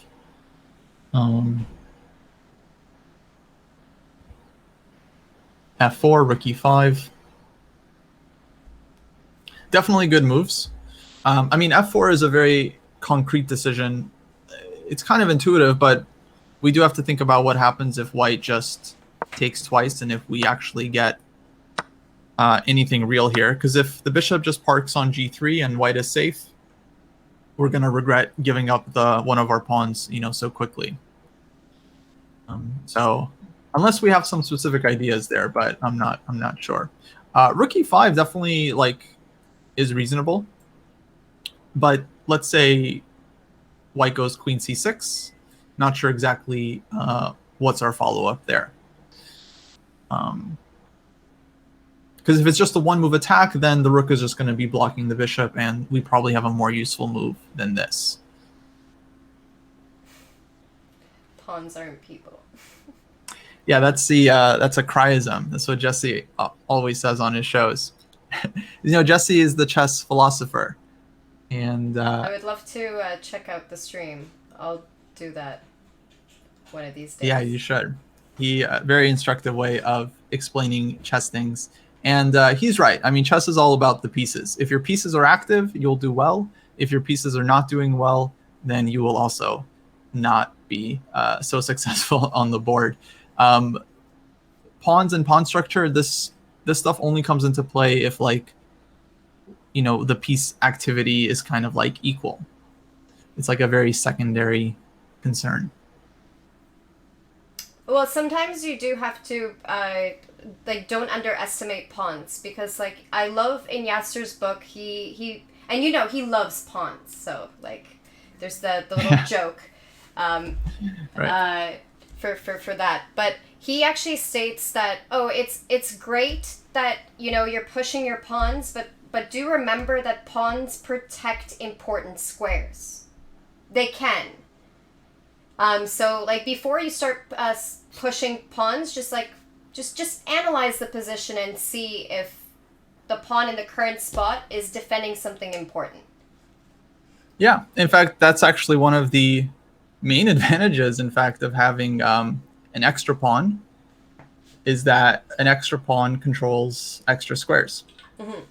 I don't know if people knew that. I think a lot of people think of extra pawns as good because they can like promote one day. But no, the real reason is that they control squares, and that's what's most important. And who controls more squares is pieces. Of course. Right. So this is like the chess hierarchy. Right, yeah. Pieces over pawns. Well, I'm just saying, never underestimate them. Like, obviously, they're not as great as the other pieces, but you never know. They can pounce. Yeah, I mean, right now the rook pawns are really having a moment in chess. Yeah, I don't know why, but my favorite type of checkmates is either sacrificing the queen and delivering mate, or a pawn mate. I don't know why. There's just something about checkmating with a pawn. Yeah, well, it's a nice feeling. yeah, I mean, it's the whole idea of like punching up. The pawn checkmates the king. Yeah. It's very metaphorical. Oh, knight mates are awesome too, like smothered mate. But like, I mean, chess players like so many different types of mates. We can't name them all, right? Yeah. Yeah, I've never said no to a checkmate. Of course. Okay, so what do you guys think black... So we had a lot of suggestions of rook e5 and Rook f4. E5. Yeah. I think these moves are like certainly reasonable. But Shirov goes ahead and again does like a very unexpected move for me when I was originally going through this game. H5? Rook takes e3. Oh, that's nice. Okay. Yeah. He just gives the second rook. For the dark square bishop, first he gave a rook for the light squares. Now he's fighting for the dark squares. This is awesome. And he weakens white's king, tragically. After f takes e3, bishop e5. Oh, sorry, he played queen e7 first, king f2, and now bishop e5. And so seeing this, yeah, it was just like remarkable for me. It's just like two bishops against two rooks, and black is better. Black is the one that's like fighting for the initiative here. And I would say, so this kind of thing, it's not really about like calculating super deep, but more just kind of seeing the weaknesses and seeing that specifically black's king has no issues whatsoever. White's pieces don't have an obvious way to just immediately pounce. If white was like, could just play like rook takes c7 and just immediately break through, it'd probably just be bad for black. But this is not happening. The rooks are under control. So it's like in this position, I guess the lesson here is that piece values are subjective. Like the piece points these are guidelines. And if the position calls for it, and this is where pawns can play a role, because weak pawns is what's making black's bishops here really strong. This is what improves the value of the pieces. Yeah. With by the way, also, even though the c7 pawn is kind of weak, we can also just play pawn c5, right, in the future, and like the bishop's kind of guarding the weak pawn on d6, because sometimes you need to be careful, right, about creating like the d6 pawn weakness, but since it's protected by a lower ranked piece, white is probably not going to go for it. Yeah, and Paul in New Jersey was asking, exactly that. What about doubling the rooks on the c file? Oh, okay. Sorry, I didn't see that. Yeah, no, so it's like, it's actually, I believe this was the best defense for white, and the reason he didn't play it was probably just because of your move c5. And yeah, this is just like a rock. The engine finds some line for white with b4. b4, right, yeah. Because very logical, right? Just, okay, material is no longer important. We have to open up the rooks. And then black, of course, ignores it and goes f4, and we have like a total mess. With both sides potentially now having their kings exposed, because once, like, if this ever happens, black's king is also going to be open on the g file. But this, I think, was white's best try. This line, which would be super complicated. My bet would be on Shirov, because tactically, he's just like a monster. But yeah, I think that absolutely, I think, had to be tried. In the game, white played rook h1. Also logical. I mean, hitting the bishop, hitting the h6 pawn, keeping the rook around the king. And now, actually, maybe another good moment to ask the chat, black to play. How should we continue here? Ooh, I don't want to say anything because I already see some interesting ideas. So Nice. I'll let everyone. Yeah, now you guys are like catching on to the movie. Good. No nonsense. Yes, that's very good. Very good intuition.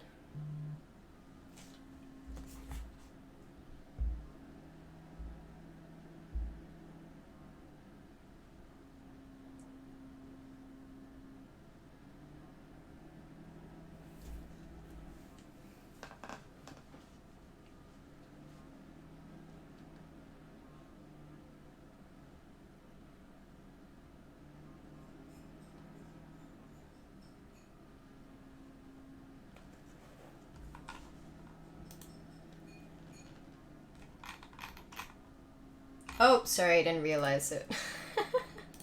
I forgot. No, I was just trying to look at the...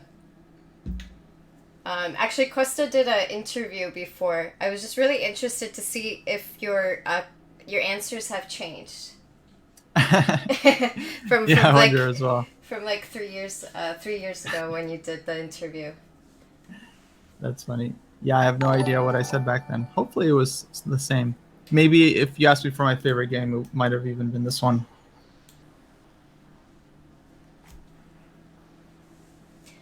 I have this bad tendency. I always start things, and I only ended up doing like 3 interviews. I wanted to do weekly interviews on my website, but I always start something but never finish it. Yeah. Well, you have to I think you have to really believe in the project. It has to be something you, just like can't wait to do. I'm sure you could find a ton of interesting people to interview, though. Well, I mean, that's what I already have like 4 people in line. Like, I already actually have every week of this month. Basically, I have a chess player or experienced chess coach. But it's a lot nicer to have these interviews as well, like in a live setting. Because then people can ask questions, specific questions. Because sometimes maybe different ones are... okay, so let's take a look at what people have mentioned. Yeah.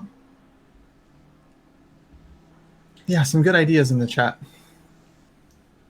C6 and bishop takes g3. Queen f3 looks like a decent defense.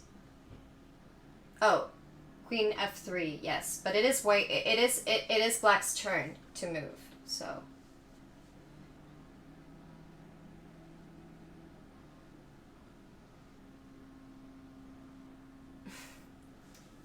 Yes, pawns can mate. Definitely. That's true. I think Chess Analyst has figured it out based on their notes.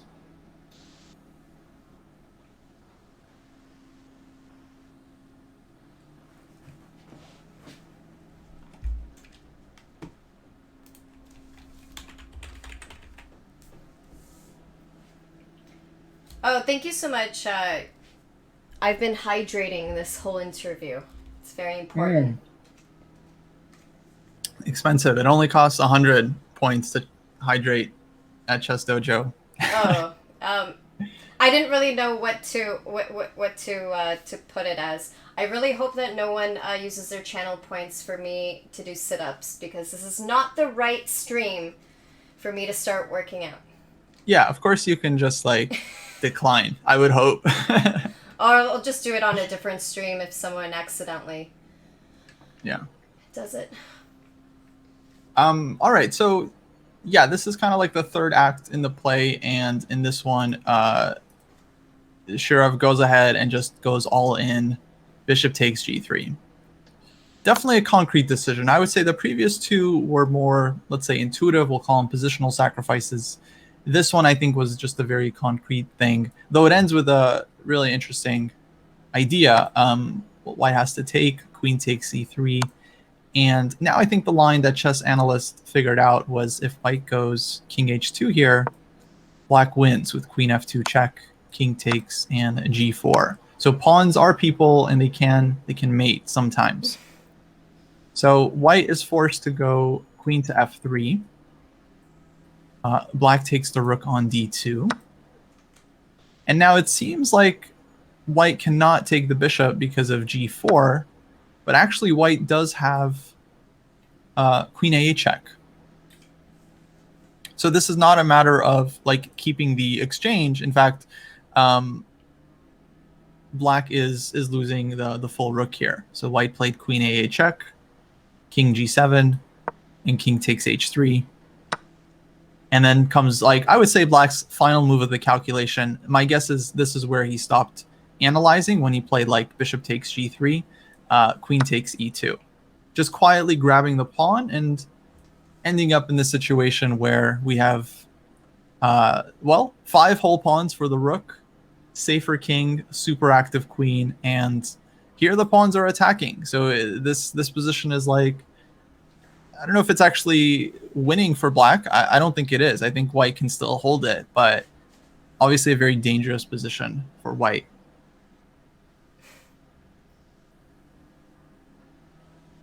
Those pawns are zooming in. Yeah.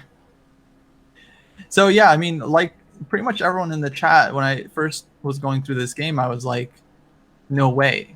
I mean, this is not how chess really works. You can't just do this. Like, we're down to rook. Like now we're down to rook. We gave up an exchange. Okay, we gave up a second exchange. Like, and now it's just giving up a whole rook. But the pawns they turn out to be too strong. Tall would really enjoy this game. Yeah, Tall would really love this game. Just like sacrificing all these pieces to win. I mean, of course. I mean, Tall was Shirov's coach. Okay, I did not know that. That's awesome. Yeah, I mean, both Shirov and Alex Shabalov, who's in the U.S. now, grew up like working together and working with Tall very closely, all from Latvia. Yeah, so of course that explains why their styles are similar the way they are. Yeah, yeah. The influence is there. So really, there's no way to defend against this? White was holding on with queen g2. Yeah, that was my main thought, giving the king a little bit more. So for example, we would get something like this.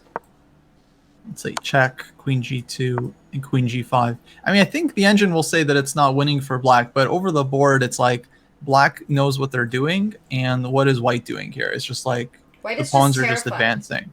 Yeah, so this is really hard. I would say it's practically it's almost lost.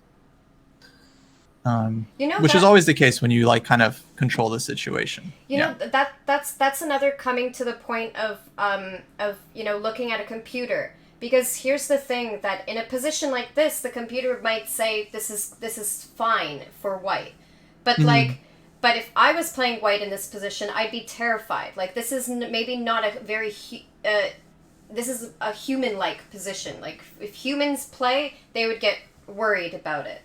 So sometimes you have to be careful about how the computer analyzes, because they can see 30 moves in advance. You can't. So I don't know who needs to hear this, but you cannot calculate that deep, guys. Yes. Oh, right. I mean, Fabi missed that mate in 36. Come on. That mate in 36. He threw the game. He threw it. The game.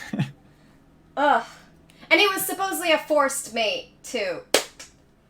Yeah. Nah. Well, okay. I mean, No, table base is like, no, yeah. I'm just, I'm obviously trolling. Like, even really strong players, it's very hard.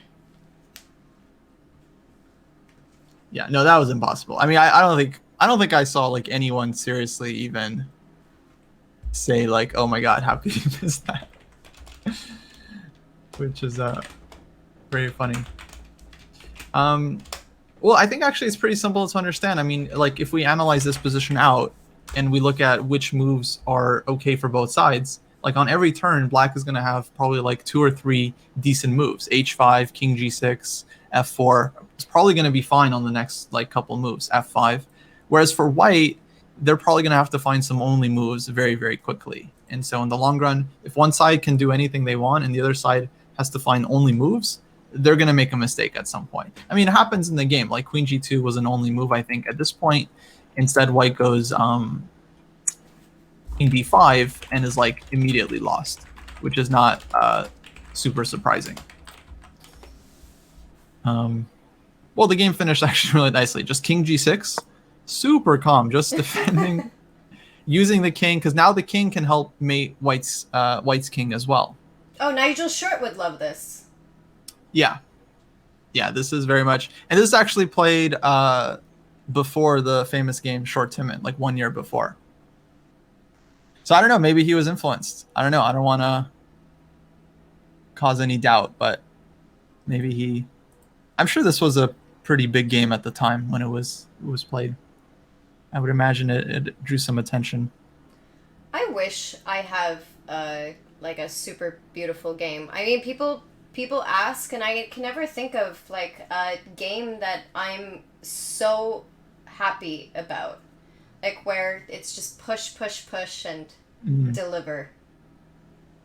Yeah, you need an immortal game where you sacrifice and just go all out for the attack. Oh, I have you seen Immortal Draw? I love that game, Immortal Draw. It's when you quickly sacrifice the bishop. Black sacrifices the bishop on F2 very quickly, Oh, yeah. gets the queen out, and almost any wrong, like White only has one good move to reply to, and then otherwise they lose the game. So Yeah, whole very game was like interesting. totally forced. Yeah, no, that one is awesome. Even though the computer doesn't like it. but I mean, whatever. Once again, the computer thinks 30 moves in advance. We can't do that. We're human, and we make mistakes. Also, Kostya, what is your recommendation on? Do you think it's good to play against the engine? A lot of my students, they really like playing against the engine, but I keep pushing them, like, no, don't play against the engine, because I believe either the engine is forced to make mistakes because you choose a level. Right. I think it's better to play a person, because even a weak player can have a strong game, and a strong opponent can make mistakes. Yeah, I mean, like, yeah, the engine just doesn't play like a human, so it's not going to be that useful overall. It's going to make some weird engine moves, and then it might like blunder a rook at some point, Yeah. and then if you see the blunder, you'll win the game. If you don't see it, you'll probably lose. And it's not like a very realistic expectation of what happens in like a real game between humans. So I feel like it's not great practice. I would say it's like it's worse than, you know how some tennis players will practice by like hitting a tennis ball against the wall. Right. Yeah. So that I think is much more useful for tennis players than like playing against the computer, because they're still like practicing like normal mechanics, and the ball is coming back to them in like a normal way, like a human would hit it. Right. But when you play against the engine, it's like as if the ball is like making all these like weird shots, and like, okay, that's not worth practicing. That's a good point. Yeah, thank you for answering that question. Yeah, absolutely. So the game actually did not last long. Black played f4 here. White went rook g1, f5. And here White actually resigned because the threat of g4 and then queen h2 is really strong. And if White takes the pawn on f4, which is hanging, Black can insert queen h5 check. And White's king is going to be forced to go to the g file. Yeah. Ouch. Nasty. And also, what about, I mean, I can see the answer, but what about protecting h2? Yeah, good question. It's hard to do. I guess rook g2, we have this nice mate. What about also rook h1? H1, we have a couple maiden twos, but Yeah. probably this is easiest. Exactly. Yeah. It's not with a pawn, which is a shame, but Oh man, I was No. looking forward. I was looking forward to that. What I hate is when the engine doesn't like giving back material to trade down, or when they say you are ahead and then keep repeating the moves. yeah. Sometimes the engine is like, oh, 0.6, you're better, and then you look at all the moves it's suggesting, it's just like moving in circles, and it's like, what are you telling me then? Like, what? Like, well, you're better. Like, well, can I win? Well, no, you're still better. Maybe it's just like a strategy to so that the other person thinks you're going for a draw, but then at the last moment you're just like psych. I don't know. No, I'm just trolling. Yeah. Oh, so guys, if you just have any last questions, I really appreciate you going over your favorite game. This was very insightful, and I mean, I'm actually looking forward to using this for my future students. It like really shows how important it is to not be so materialistic in chess and evaluating the position, and how it's really not so bad being down exchanged, especially if you can get a few pawns with it as well. Yeah, if you're controlling the situation, your minor piece is good. Like, absolutely, guys, go for those exchange sacks. I mean, it's a trade. You know, you would trade bishop for knight if you thought it came with some positional advantages. So it's the same thing. You're trading rook for bishop. You know, same exact concept. But yeah, one of my favorite games by far, just because like, yeah, every single one of those sacks I did not see coming, and I was like, wow, really? Like every single time. And so yeah, Paul in New Jersey says, I'm always afraid to sack material unless you see a clear path. I think it's very common. Yeah, super common. And I would say like, just if you think like you're probably winning, because you're just not going to be able to visualize until the end, right? So, but if you think that you should be winning in that position as far as you can see, then I would say go for it. Like, just trust your evaluation, believe in yourself. And if you're wrong, but you'll learn from that too. So it's kind of like a win-win situation. And it's only after like sorry to interrupt, but it's only after you do like, you know, some people have like a pattern. They like sacrifice their bishop on h7 in every game and then they lose. And for those people, it's like, okay, stop sacrificing. Like, just play normal games. But most of us are kind of a little bit on the more materialistic side. And guys, like one recommendation that I always tell to my students is that you can have multiple accounts. You can decide that chess.com is your main account and your Lichess account is the one where, you know, you could go play crazy and play out of the box. And I think it is important to have like an account where you take your chess super seriously, but then you have an account where you try new ideas, and it's okay if you lose, because you really don't care too much about that rating. That's a good idea, actually. Yeah, if you right, like, because I mean, people do take online rating seriously, especially like a classical rating. So yeah, if you don't want to just start losing games because you're taking too many risks, start a new account, call it a anonymous tall or whatever you want, and that's the goal of the account. Just play crazy chess. Yeah, go outside of your comfort zone. I feel like Danya did that. Didn't he have like an alternate personality? Maybe. I feel like that's what Dr. Drunkenstein was all about. Or is that Magnus? Oh, also, guys, having a separate account is great for studying openings, because you can just play like 3-minute games nonstop, and even if you're not a very good speed chess player like me, I still benefit from those 3-minute games, because you're trying to play as many games to learn the opening, to learn what are the most common responses, how to respond against them. If you're playing like 20-minute games, you can't really get that much opening practice.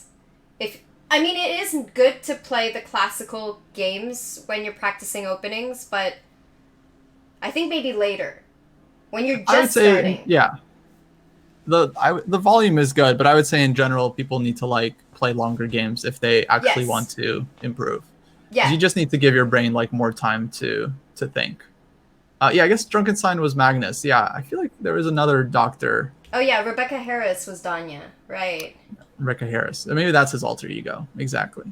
Okay. Well, they also have like Lichess accounts, right? Even just to play like in those Hmm. titled tournaments. Um, Yeah.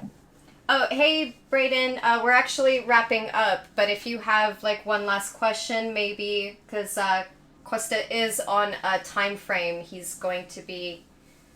Um, I think you're gonna start coaching soon, right?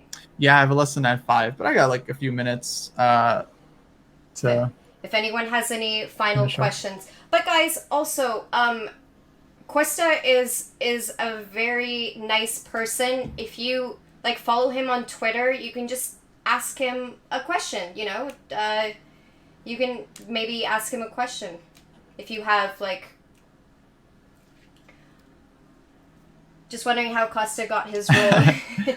Braden and I have an inside joke Oh, where okay. he thinks I'm Ryan from The Office. I actually do know how Ryan got his role. I think I heard it was based on this one joke he told in his stand-up. This guy BJ Novak, and the joke, from what I remember, was he's like, when I went to college, I didn't learn anything, and that's because I had a double major in psychology and reverse psychology. And apparently he got hired based off that one joke, which I think Oh is yeah. great. That was okay. Oh, and I would say people should follow Chess Dojo Dojo, live on yes. Twitch. That's where I mostly stream. And you should look into our YouTube channel as well if you want like educational YouTube videos. And they're mostly like what is the level? Because I know that you don't necessarily teach. Well, you personally don't like necessarily teach beginners, but Yeah, we do try to do stuff for like a pretty broad range. So a lot of our stuff is about like chess improvement and like how to build a training plan. Jesse does a ton of amazing videos where he just goes over viewer games, and these are all ooh, players that are like 1400, 1800, oh 1600. nice. So those I think are really instructive. I watch all of them because I like edit them and put them up on YouTube, and those are really great. And my handle on everything is just Hello Kostya. So if you want to find me on chess.com or Lichess or Twitter, uh, that's it. How did you get that name? Just everyone says well, I guess everyone says hello. No, actually, it has a very real Ah, origin. It was my first email, and a friend suggested it to me. And, no, it's basically a play on Hello Kitty. We just thought ah, it was funny, and it okay. became my brand. So yeah, I've had it for like 12 years now, or even more. You have a much better. My very first chess email was checkmate_girl. Oh yeah. Oh yeah. The original checkmate girl. Yep. Even though I lose a lot, but you know what? It can go both ways, right? Checkmated girl, but also the checkmate girl. That's Um, funny. okay, well, Kostya, thank you so much for doing this. Honestly, we really enjoyed your time. You answered so many great questions, very instructive, and well, I we wish you luck in all of your chess endeavors. I think that's how you pronounce it. Yeah. Thanks. Well, this was Um, great. yeah, and guys, please do follow all of the social media, and I hope maybe we can do a collab stream. Well, not interview like maybe we can. Well, maybe we'll talk and maybe we can do some collabs between me and Chess Dojo. Don't worry, I do know chess.com. Don't worry. No, absolutely. Absolutely, Lisa. We'd love to have you on. Actually, I want to correct something. I didn't notice this earlier, but our Twitch Ooh. account is actually Chess Dojo Live. So there is a Oh. Chess Dojo on Twitch, but they're like Oh, they've been I'm so inactive for sorry. months. It's totally fine. I just imagine people might get confused. Oh Um, no. but if you, I they're gonna get a bunch of apologize. follows. No, it's my fault. I didn't notice. Um, but we would absolutely love to have you on because we actually don't have someone that teaches like just like straight beginners like really beginner concept. So if you wanted to do like a show that was for lower rated players, I think that would be very welcome and really awesome, because we have a ton of players in the dojo that aren't like high rated. They're not tournament players. They haven't been studying for like years, and it is really hard in chess to like find good material for beginners, that because they don't know the difference between a good lesson and a bad one. Right. So I Yeah, definitely could use someone like that. Sure. We'll talk more, and yeah, no, I would love the opportunity. And same thing if you guys want to do some collabs on Chess or anything. I mean, I understand that you guys are connected, but if you just want to be on my stream, kind of like today. Yeah. Yeah. Well, Absolutely. Well, thank you everyone for watching, and I hope you guys have a great day. I will be streaming in an hour, teaching my best friend how to play chess. So, but I'm gonna quickly awesome. go have dinner. Have some food. Haven't had food yet. Okay, well, thank you. Actually, let me see. Is Chess Dojo already live? Are they live? I don't think anyone is streaming right now. Yeah. Okay. I'm just gonna quickly just check out who is who should I raid, guys? Just 30 viewers. Who should I raid? I do want to raid someone that is a little bit on. You know what? I'll do Fiend. Yep, perfect. Chess analyst. That's exactly who I wanted to raid, actually. So Nice. I haven't raided her. I don't think I ever did, because I never She's, stream this great. early. I never stream this early. I stream when everyone's sleeping. That's my way. But bye everyone. Thank you so much for viewing, and have a great one. Bye. Okay, that worked out well. Thank you. Yeah, that was awesome. Thanks for having me.